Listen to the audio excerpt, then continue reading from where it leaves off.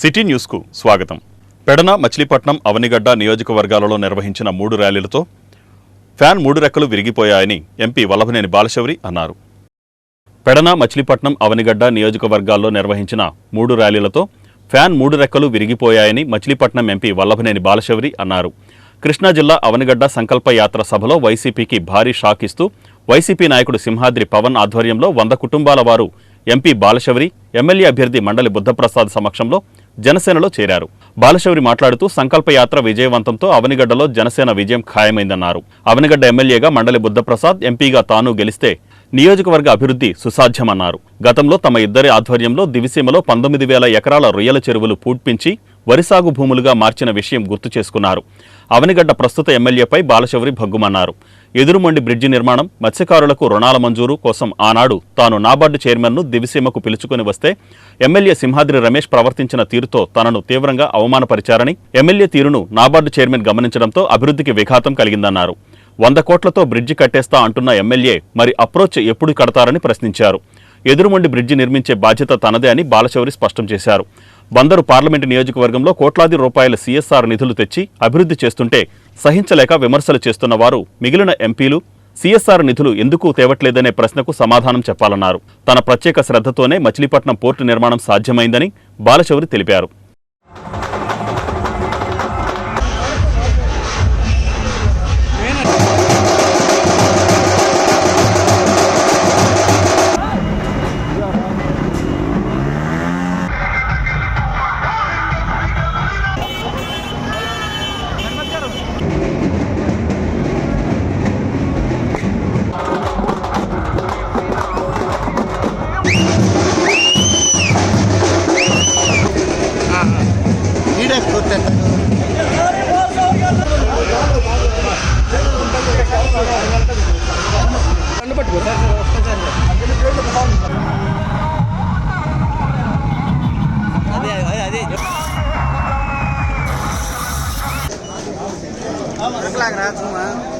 Okay okay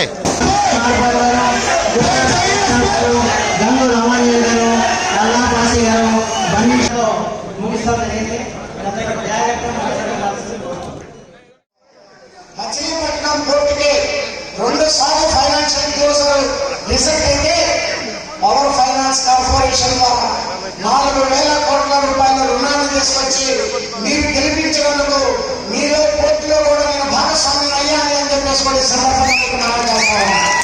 ఆ port 4,000 కోట్ల రూపాయలు తీసుకొచ్చి ఈ స్టేట్ గవర్నమెంట్ చేతిలో పెడితే ఆ డబ్బులు వాళ్ళు వాడుకుంటారు. ఆ పోర్టు జరుగుతుంది నాకు తెలుసు.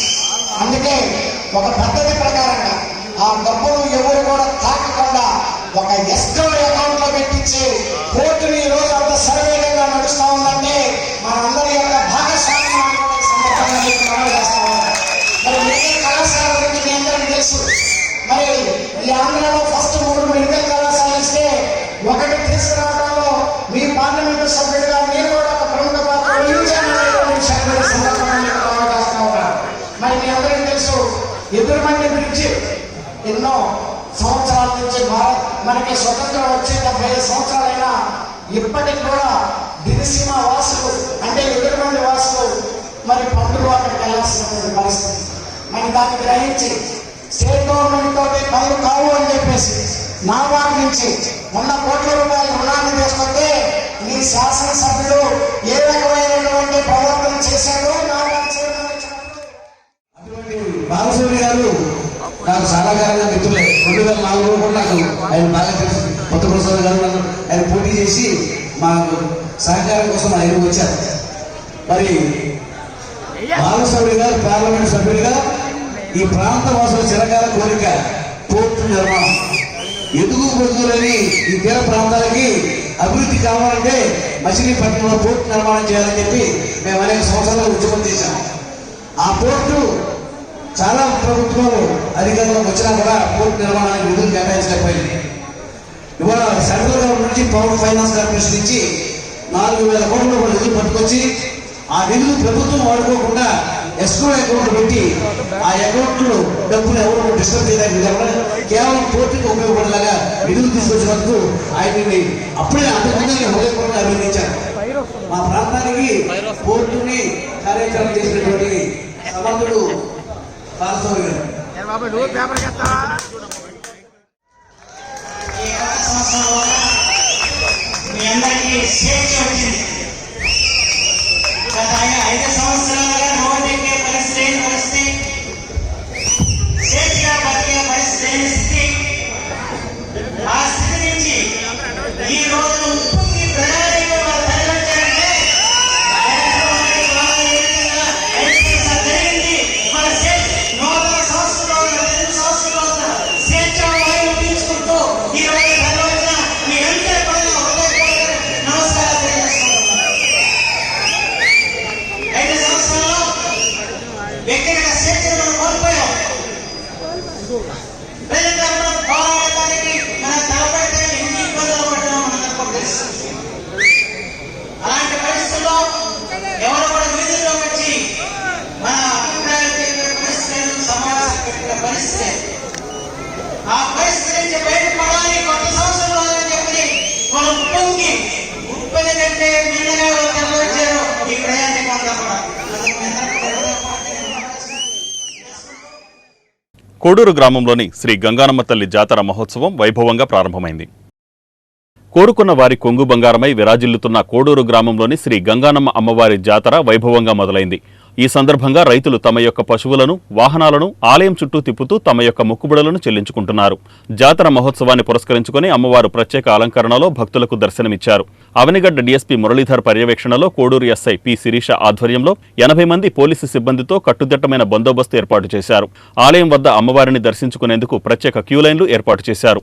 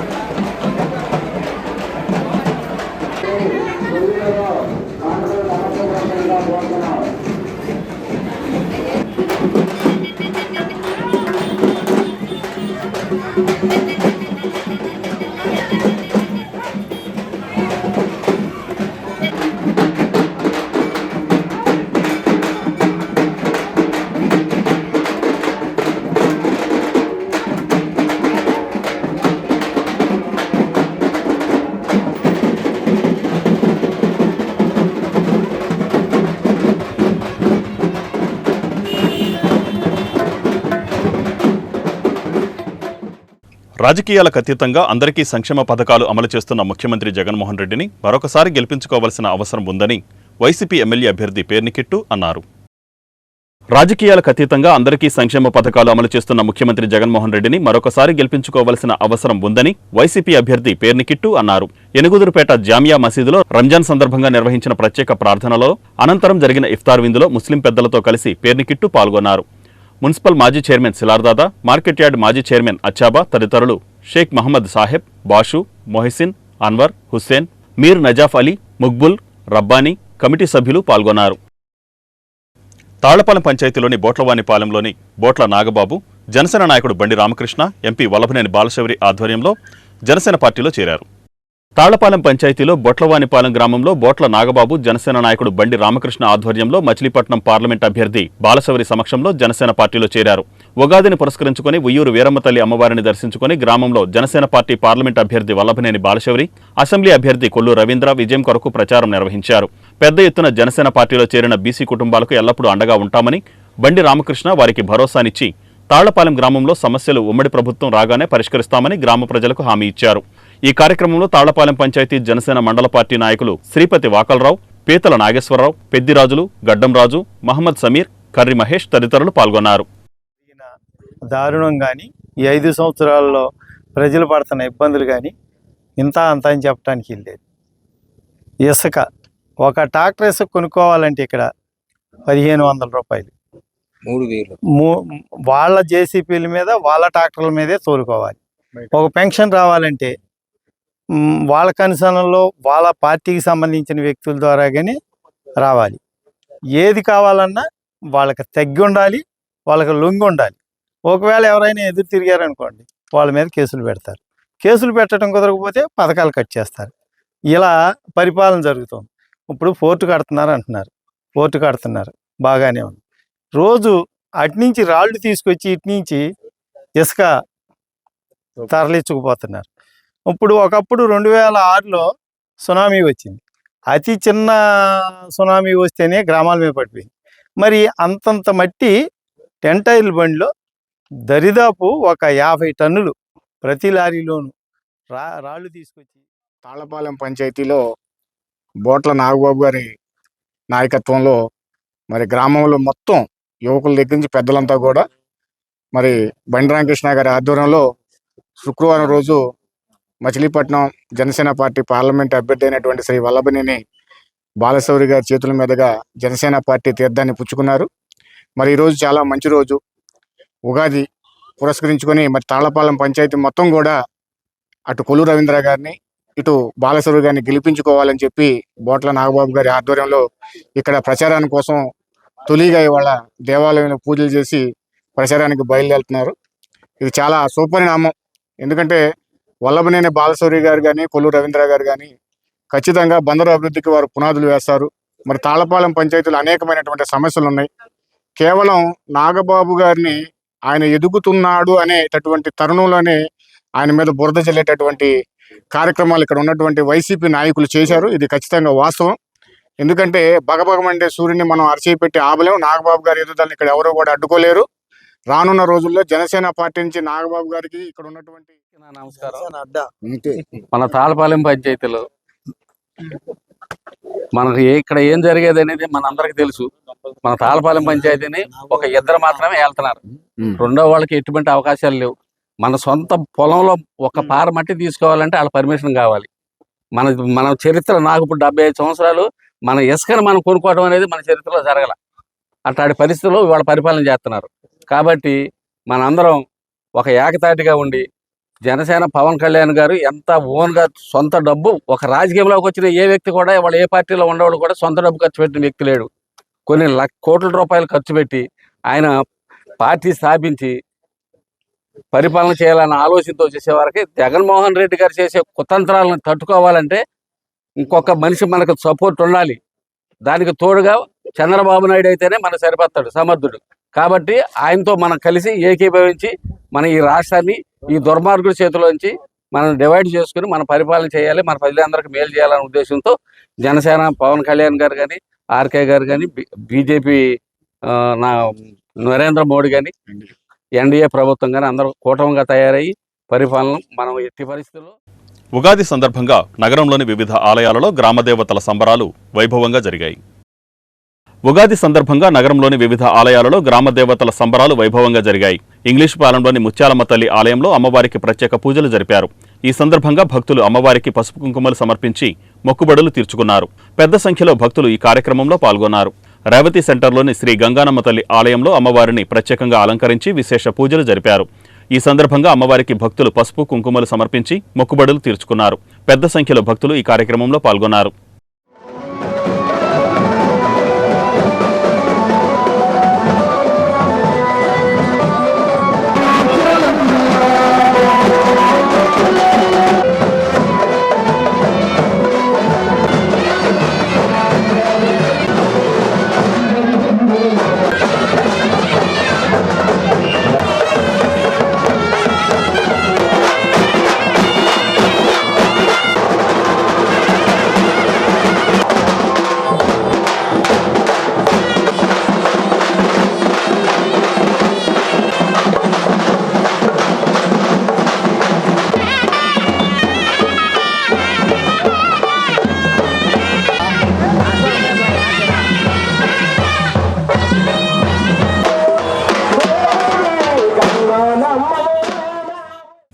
నాగాయలంక మండలం తీర ప్రాంత గ్రామాలలో మంచినీటి ఎద్దడికి ప్రజలు అల్లాడిపోతున్నారు.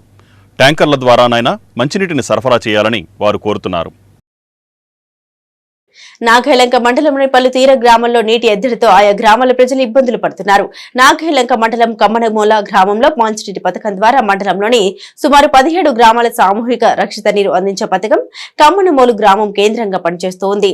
అయితే వేసవికాలం తీవ్రత, వర్షాభావ పరిస్థితుల కారణంగా కమ్మనమూలు సామూహిక రక్షిత పథకం రిజర్వాయర్లో నీటి నిల్వలు అడుగంటడంతో ఈ పథకం పరిధిలోని నాలి, పాత ఉపకాలి, దీనదయాలపురం, పెద్దగౌడపాలెం తదితర పలు గ్రామాల్లో నీటి ఎద్దడి నెలకొంది. వాటర్ ఫిల్టర్లు సరిగ్గా పనిచేయకపోవడంతో వదిన నీరు పచ్చగా మురికి పాకుడుతో సరఫరా అవుతుండటంతో ఈ నీళ్లు వాడడం వల్ల దురదలు, చర్మ రోగాలు వస్తున్నాయని గ్రామస్తులు ఆవేదన చెందారు. ఈ సందర్భంగా 4 గ్రామ మహిళలు మాట్లాడుతూ ఎటువంటి శుభకార్యాలు చేసుకుందామంటే నీటి కొరత భయమేస్తుందంటూ ఆవేదన వ్యక్తపరిచారు. తాగునీరు లేక 2 రోజులకు ఒకసారి స్నానానికి ఇవే నీళ్లు వాడుకుంటున్నామని వాపోతున్నారు. నా పేరు ఏములు బలరావు. నీళ్ళు లేక మేము అలోలక్షణ అని 10 రోజుల నుంచి మళ్ళీ బాధపడిపోతా మేము ట్యాంకీ కాడ నీళ్ళు అడిగితే బురద నీళ్ళు వస్తున్నాయి, మేమేం చేయం, కాలం వచ్చినాక వదలాల్సిందే, మా వల్ల కాదమ్మా అంటున్నారు. మగవాళ్ళు ఉండేవాళ్ళు పొడిసోళ్ళునేమో ఆ దిండి కాలం మీదకి వెళ్ళి తెచ్చుకుంటున్నారు. ఆ దిండికి వెళ్ళే కాలం మీదకి వెళ్ళి తెచ్చుకుంటున్నారు ఒక జోడు. మా ఇంటి ఒంటికి వాళ్ళకి అసలు నీళ్ళే లేవు, అల్లాడిపోతున్నాం నీళ్ళు లేక, బట్టలు ఉతుక్కోలేక, ఎంగిలి పళ్ళాలు కడుక్కుంటే అక్కడ నీళ్ళు లేవు. ఇప్పుడు అసలు మా సాగు కుక్క కాడ పడతలు, అసలు ఊరు వదిలిపెట్టి వెళ్ళిపోదామా అనిపిస్తుంది. ఎక్కడికి వెళ్ళి ఎన్ని రోజులు దాగితే మన తనం తెల్లారుద్దా అని మొండేసుకుని ఉంటున్నామండి. మేము అసలు బతకలేక, సావలేక, ఊరు వదిలిపెట్టి వెళ్ళలేక మేము అలోలక్షణాన్ని ఏడుతున్నామండి. నీళ్ళ కోసము మేము పడే బాధ భగవంతుడికి తెలుసు, కానీ ఎవరికి తెలియదు. ఎవరితో మాట్లాడాలో మాకు తెలియటిల్లా, మేమేం చెయ్యాలో మాకే తెలియటిల్లా. నీళ్ళు మొత్తం బురద నీళ్ళు వచ్చింది మొన్నటి దాకా, ఇప్పుడే నీళ్ళు అయిపోయినాయి. మేము రావట్లేదమ్మ, కాలు వస్తే కానీ మేము వదలమని చెప్పి అన్నారు వాళ్ళు. అంటే ఇప్పుడు వాడుకోవడానికి మాకు నీళ్ళు లేవు. నీళ్ళు ఎక్కడికో దూరం వెళ్ళి తీసుకురావాలి చెప్తుంది నీళ్ళు. కొంచెం మగవాళ్ళు ఉండేవాళ్ళేమో 2 టిన్నులు కట్టు తీసుకొస్తున్నారు, ముసలోళ్ళేమో ఇంకా తెచ్చుకోలేక వాళ్ళు బాధలు పడుతున్నారు. అందుకని మాకు కూడా కొంచెం వాటర్ ట్యాంక్ పంపిస్తే మాకు 2 రోజులకు ఒకసారైనా మాకు వాడుకోవడానికి నీళ్ళు ఉంటాయండి. కొంచెం తాగడానికి నీళ్ళు లేవు, గేదెలకు నీళ్ళు లేవు, మనుషులకు నీళ్ళు లేవు, ఏటికి నీళ్ళు లేవండి. మాకు దయచేసి మా ఆయన దయించి మాకు వాటర్ ట్యాంక్ 2 రోజులకు ఒకసారైనా వాటర్ ట్యాంక్ పంపించింది. 150 ఇళ్ళు ఉంటాయండి మా ఊర్లో, పెద్దపాలెం అండి మాది. మాకు 150 ఇళ్ళు ఉంటాయి. మాకు 2 రోజులకు ఒకసారైనా ఒక ట్యాంకర్ మంచినీళ్ళు పంపిస్తే మాకు తాగటానికి నీళ్ళు ఉంటాయండి. దయచేసి పెద్దపాలెం అండి మాది. వెంకటకోటేశ్వరరావు గారి ఇంటికాడ ఇల్లు. మాకు నీళ్ళు లేవండి. నేను 8వ వార్డు నెంబర్నే. నన్ను ఊపిరాడనెత్తలా జనం. మేము నీళ్ళు లేక 4 రోజుల నుంచి అల్లాడిపోతున్నాం. గొడ్డు కానీ మనుషులు కానీ ఎవరి దొడ్లలోకి పంపులోకి నీళ్ళకి రానెత్తలా. పంపులు వేసుకున్న వాళ్ళు మా ఎందుకు దయించి ట్యాంకర్లు పంపుతారో కాలువే వదులుతారో. నన్ను నుంచోనెత్తలేదండి మీరు. మేమందరము వేసి ఓట్లు వేసి గెలిపించాలంటే మాకు నీళ్ళు కావాలి. మాకు ఎవరైనా నీళ్ళు కావాలండి. మేము చచ్చిపోతున్నాం, ఈ ఊళ్ళో జనం అల్లాడిపోతున్నాం. మాకు నీళ్ళు లేవు. అదేమంటే నువ్వు 8వ వార్డు నెంబరు ఎన్ఎంఎస్ మీద గెలిచావు, నువ్వు నీళ్ళు లేకుండా చేసావని నన్ను నుంచోనెత్తలా. మాకు నీళ్ళు కావాలి. త్రాగునీటి అవసరాల కోసం తక్షణమే ట్యాంకర్ల ద్వారా మంచినీటిని సరఫరా చేయాలని ఆయా గ్రామాల ప్రజలు కోరుతున్నారు. ఇదిలా ఉండగా పంట కాలువలకు తాగునీటి అవసరాల కోసం నీటిని వదిలారని, కాలువల్లో నీరు దిగువకు రాగానే అత్యధిక ప్రాధాన్యత కింద కమ్మనమూలు సామూహిక రక్షిత పథకం రిజర్వాయర్లో నీటిని నింపుతామని ఆర్డబ్ల్యూఎస్ అధికారులు చెబుతున్నారు. ట్యాంకర్ల ద్వారా నీటిని సరఫరా చేసేందుకు ఎన్నికల కోడ్ నేపథ్యంలో సంబంధిత అధికారుల అనుమతి కోరుతూ ప్రతిపాదన పంపినట్లు ఆర్డబ్ల్యూఎస్ ఏఈ తెలిపారు. ఏది ఏమైనా నీటి అవసరం తీర్చేందుకు తక్షణ చర్యలు చేపట్టాలని తీర గ్రామాల్లో ప్రజలు కోరుతున్నారు. మాది నాలి గ్రామము.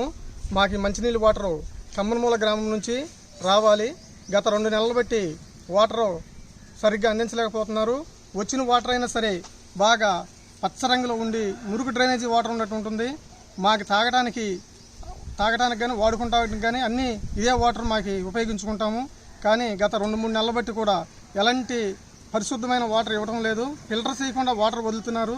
అది మేము గ్రామస్తులం అందరం వెళ్ళి అడిగినా సరే చేస్తున్నాము, వస్తున్నాయి అంటున్నారే కానీ ఎలాంటి సమాధానం మాకు ఇవ్వడం లేదు. మాకు ఇలాంటి పరిస్థితుల్లో మాకు వాటర్ రావాలి. మా నాలి గ్రామము, సొల్లగొంది గ్రామము, దేందాలపురం గ్రామము, పాతొప్పకాలి, సంగమేశ్వరము, కమ్మనమూలం, ఈ గ్రామాలన్నిటికీ అది ఒకటే వాటర్ ప్లాంటు. ఈ గ్రామాలు అన్నీ కూడా ఇలాగే ఇబ్బంది పడుతున్నాము. మీరు పెద్దలు మా యందు దయించి వాటర్ చెరువులో వాటర్ లేవంటున్నారు. కాబట్టి ఈ 2-3 నెలలైనా సరే మాకు ట్యాంకర్ల ద్వారా చెరువులో వాటర్ పడే వరకు ట్యాంకర్ల ద్వారా నీళ్లు పంపిణీ చేయాలని కోరుతున్నామండి.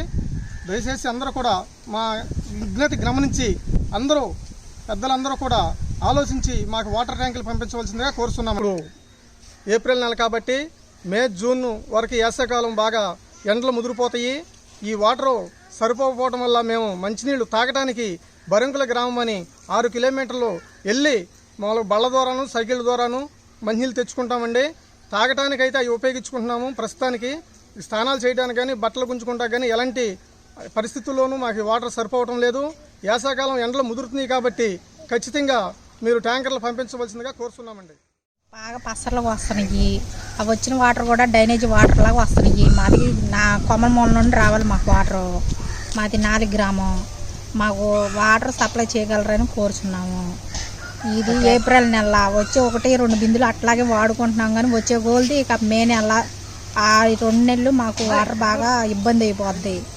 వాటర్ మంచినీళ్ళకైతే ఎక్కడి నుండో తెచ్చుకుంటున్నాం 6-5 కిలోమీటర్లు వెళ్ళి. సుమారు ఎన్ని నెలలు మట్టి వస్తుందమ్మా? మాకు 2 నెలలు మట్టి వస్తుందండి. సుమారుగా 2 నెలల మట్టి వచ్చి 1 బింది 2 బిందులే మేము వాడుకునేది. మంచినీళ్ళు అయితే బయట ఊరేళ్ళు తెచ్చుకుంటున్నామండి. మాకు వచ్చే దారి కూడా సన్నగా వస్తుందండి. ఆ దారిని బట్టి మేము పట్టుకుంటే 3 బిందులు 4 బిందులు వస్తున్నాయి. కుళాయికి వచ్చి 10 రైతులు ఉంటున్నాం. ఆ 3 బిందులే తలా ఒక డొక్కు పంచుకుని వెళ్తున్నాము.